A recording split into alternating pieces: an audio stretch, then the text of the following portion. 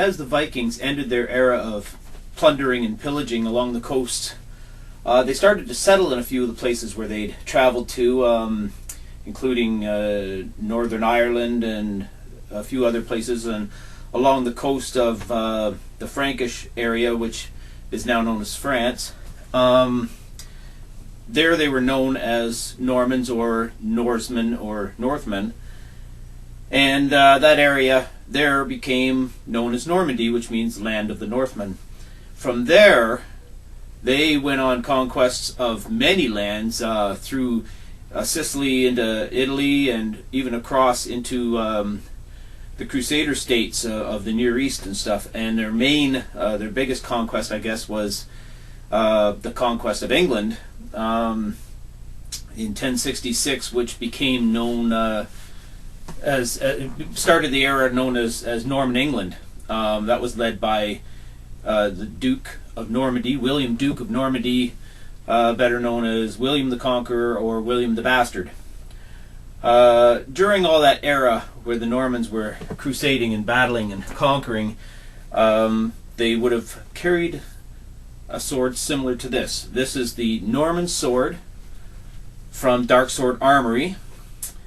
It's quite typical of the 10 or 10A style swords of the 11th century, around that era. And this is a beautiful piece from Dark Sword Armory. I think it's a bit upgraded from a previous version they had of the Norman sword.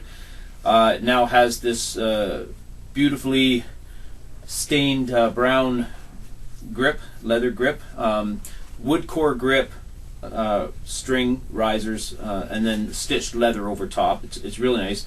Like most of Dark Sword Armory's medieval style swords, the blade is 1060 high carbon steel. The crossguard and pommel are mild steel. The length of this overall is 34 inches or 34 and a half inches, 27 and a half inches blade length.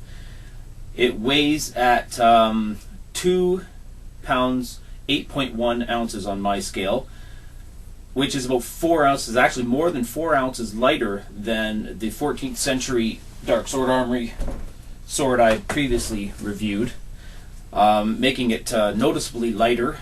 And I can't wait to get this outside and see how it handles. And we're going to go there shortly. It has a peened pommel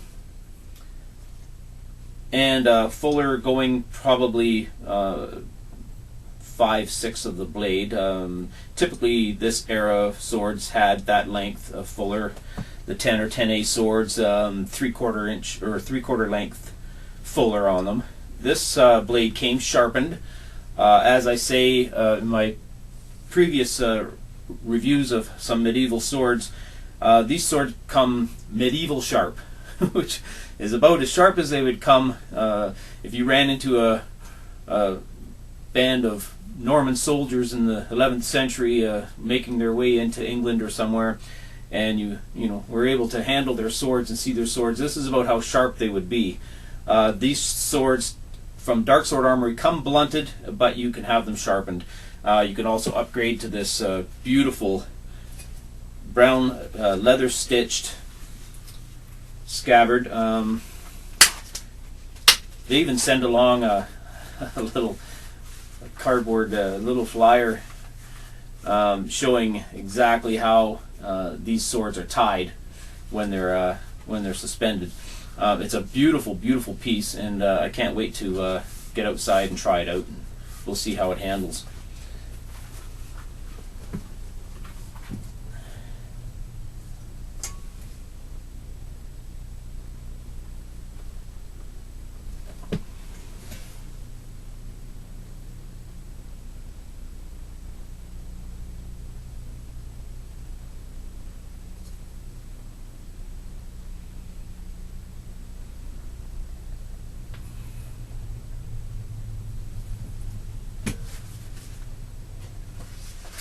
The Norman Sword by Dark Sword Armory. These swords are handmade, hand-forged in Canada, premium quality swords.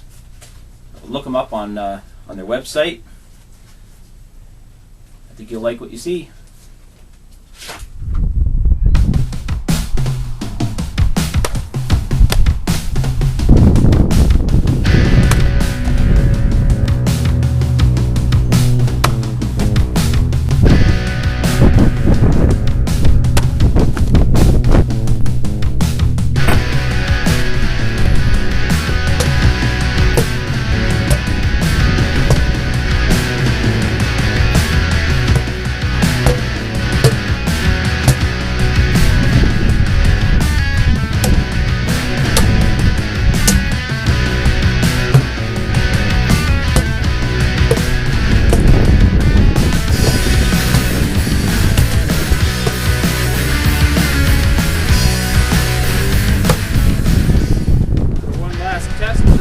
Metal. We're going to test the gate's metal.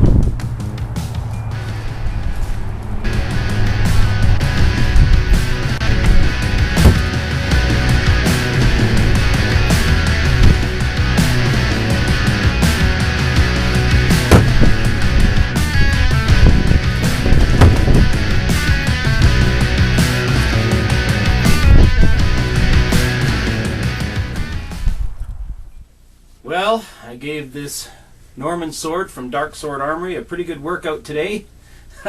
I beat it up pretty good.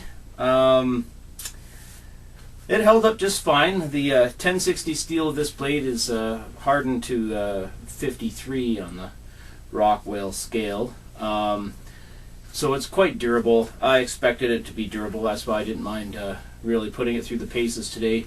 I had no worries about it. It's a little bit lighter than the other swords I've tried from Dark Sword Armory, and as such it was, you know, very nice to handle and worked very well. I still have to work on my Pell work, and